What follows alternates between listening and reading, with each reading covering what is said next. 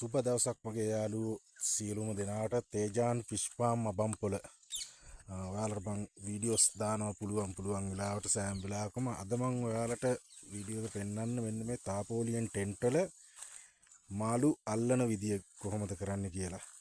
ඒතර මං දැන් මේ අද තාපෝලියන් ටෙන්ට් මෙන්න මේ ටෙන්ට් දෙකේම අද මාළු අල්ලනවා. මේ දෙකේම ඉන්න මාළු අද මම අල්ලනවා. එතකොට මෙන්න මේ ආකාරයට මෝටරයක් බස්සලා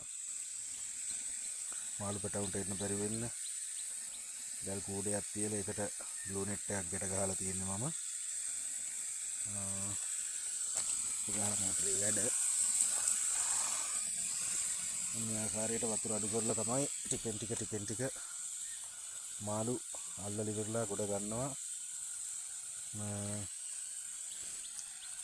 ලොකු අමාරුවක් නැහැ. මඩ පොකුණු වල අල්ලනවා වගේ ලොකු අමාරුවක් නැහැ. බය නැතුව මේක බහැලා අල්ලන්න පුළුවන් මාළු. ටෙන්ට් එකට ආබාධයක් වෙන්නේ නැහැ. බය නැතුව අල්ලන්න පුළුවන්. එතකොට මම මේ දැන් මාළු ටික අල්ල ගන්නකම් මම මාළු ගෙනහිල්ලා දාන්න ටැංකි කීපයක් සකස් කරලා තියෙන වතුර ගහලා ඉවරලා වතුර ගහලා පවර් හෙඩ් එකක් දාලා ඒ ටික කරලා තියෙන. මොකද දැන් මේ මාළු මෙතනින් අරන් ගිහිල්ලා අලුත් වතුරකට දැම්මම ඔක්සිජන් ප්‍රමාණය පොඩ්ඩක් බලපානවා. යාලට ඒකෙන්ද පවර් හෙඩ් එකක් එහෙම දාලා. මොකද මේ ඔක්කොම මන් දාන්නේ මේ දෙකේම මාළු 10යි 10 එක ටැංකියකට තමයි දාන්නේ. දාලි ඉවරලා තමයි කොටස් වශයෙන් තෝරන්නේ සයිස් වලට. ඒක නිසා මේ පවර් හෙඩ් එකක් දාලා ටැංකියක් සකස් කරලා තියෙන මම ඒකත් පෙන්නන්නම් ඔයාලට. එතකොට මෙන්න මේ ආකාරයට වතුර අඩු කරලා තමයි ටිකෙන් ටික මාළු ගොඩ ගන්න. මෙන්න මේ විදිහට මෝටරයක් දාලා මම ලොකු අමාරුවක් නෑ. අඟලේ මෝටරයක් මම දාලා තියෙන්නේ. අඟලේ බටයක් වතුර කෙලියට යන්න ගහලා තියෙන්නේ. අඟලේ බටයක් දාලා තියෙන්නේ. කිසිම ගැටලුවක් නැහැ. වතුර ගඩු කොල්ල ඉවරලා බහැලා අල්ලන්න පුළුවන්. කිසිම ප්‍රශ්නයක් නැතුව මේ මඩ පොකුණු වල වගේ ලොකු කරදරයක්වත් නැහැ. මේ අලුගුණු ගහලා මේක කරන්න එහෙම ලොකු මේකක් නැහැ. ඉතින් මාළු ටික අල්ල ගන්න හරි ලේසි. මම මාළු ඇල්ලුවට පස්සෙත් ඔයාලට පෙන්නන්නම් ටෙන්ට් එක මොන ආකාරයකද සුද්ධ කරලා සම්පූර්ණ තිබුණ වගේම ප්ලේ කරලා තියෙන්නේ කොහොමද කියලා පෙන්නන්නම්. දැන් මම පෙන්නන්නම් ඔයාලට ටැංකියක් එකක් මම හදාගෙන තියෙනවා මාළු ටික ගෙනහිල්ලා දාන පවර් හෙඩ් එකක් දාලා ඒකත් පෙන්නන්නම් කොහොමද ඔබින්දකෝ. මේ තියෙන්නේ මම වතුර ගහලා ඉවරලා හදාගත්ත ටැංකිය. අල්ලෙන් අල්ලට මාළු ටික මේක තමයි ගෙනල්ලා දාන්න මම. ගෙනල්ලා දාලා මෙතනින් තෝරලා ඉවරලා තමයි මේ ටැංකිය වලට සයිස් කරලා ඉවරලා දාන්නේ. මේ ටැංකිය මේ තාපෝලියන් ටෙන්ට් එකේ මාළු ඇල්ලලා වතුර අයින් කරාට පස්සේ මෙන්න මෙහෙම තමයි තියෙන්නේ. සම්පූර්ණ වතුරත් අයින් කළා මාළු ටික අයින් කරලා තියෙන මාළු ටික උඩ ටැංකිය වලට දාලා තියෙන එකත් පෙන්නන්නම් අපි ඔයාලට. මෙන්න මේ වගේ තිබුණු වතුර තිබුණේව තමයි මේ වතුර අයින් කළා සම්පූර්ණම මාළු අයින් කළා.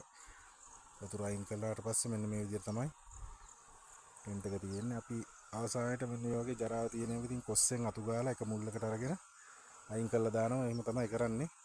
ලොකු අමාරුවක් අපහසුතාවයක් නැහැ. කරගෙන යන්න පුළුවන්. මම මාළු ටික අල්ලපු ටිකත් පෙන්නන්නම්. දැන් මේකටත් මෝටරේ බස්සලා තියෙන මේකත් අපි අයින් කරනවා. මාළු ටික සම්පූර්ණ මේකෙත් අයින් කරාට පස්සේ මම ඔයාලට සම්පූර්ණ මාළු ටිකත් එක තාපෝලියන් ටෙන්ට් දෙකම අයින් කරනවා. සම්පූර්ණ මාළු ටිකත් එක පෙන්නන්නම්. හරි මේ ඉන්නේ තාපෝලියන් ටෙන්ට් දෙකෙන්ම අල්ලපු බැලුම් මෝලියක ඉන්නේ. මේක මම තාපෝලියන් ටෙන්ට් දෙකේ ජෝඩු 4000ක් දාලා තිබුණා. මෙන්න මේක විශේෂම දේ තමයි අපි මඩ පොකුණකට ජෝඩු 4000ක් දැම්මොත් ජෝඩු 4000ම ගොඩ ගන්න බෑ. සෑහෙන ප්‍රමාණයක් සත්තු කාලා එතකොට ස්වාභාවිකව මැරිලා ඒ විදිහට මේ ගොඩක් සත්තු අඩු වෙනවා. නමුත් තාපෝලියන් ටෙන්ට් එකේ තියෙන විශේෂත්වය තමයි ගොඩක් මාළු ප්‍රමාණය අඩු වෙන්නේ නැහැ. පොඩි ප්‍රමාණයක් ඕන නම් අඩු වෙයි මාළු. අපි කියමුකෝ ජෝඩු 4000ක් දැම්ම කියලා 4000ක් දැම්මොත් අවමය 3750 3500ක්වත් ඉන්නවා ජෝඩු. ඒකෙන්ද බය වෙන්න දෙයක් නැහැ. මේකේ තියෙන හොඳම දේ තමයි අපිට ලාභ ප්‍රයෝජනම දේ තමයි යන්නේ ඒක. මේ විශේෂම දේ. ඒකෙන්ද ඔන්න තාපෝලියන් ටෙන්ට් එකක් ඇල්ලුවා. මේ ඉන්නේ බැලුම් මෝලි ඉන්නේ. මොනවා හරි දෙයක් දැනගන්න තියෙනවා නම් අනිවාර්යෙන් කතා කරලා අහන්න. මගේ නම්බර් එක මම දාන්නම්. කතා කරලා අහන්න දැනගන්න දෙයක් තියෙනවා නම්. එතකොට ඒ වගේම තමයි මගේ channel එකත් subscribe කරන්න. bell icon එකත් click කරලා තියාගන්න. වීඩියෝ එකක් දාපු සැනින් බලන්න පුළුවන්. එහෙනම් සූජනාටම තවත් වීඩියෝ එකකින් හමු වෙනතුරු සුබ දවසක්.